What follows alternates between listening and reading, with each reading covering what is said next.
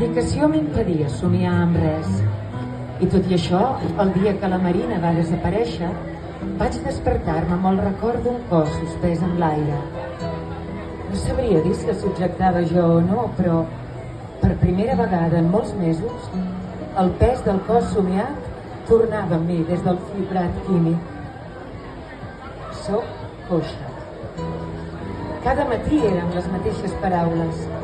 Emergien des del fons del meu crani com si fossin una respiració profunda. Unes paraules buides i alhora tranquil·litzadores perquè durant aquells instants encara no significaven res. Després sí. Sonava el despertador. Em llevava del llit i el meu maluc s'enfonsava lleugerament. Em dutxava, em vestia i encenia la ràdio per escoltar el primer informatiu.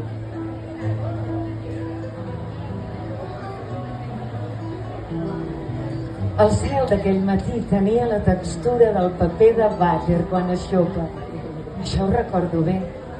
Les gotes escombraven finestra avall i formaven tolls a la vorera de sota. El pis encara em desconcertava. A estones em semblava massa gran, altres massa petit.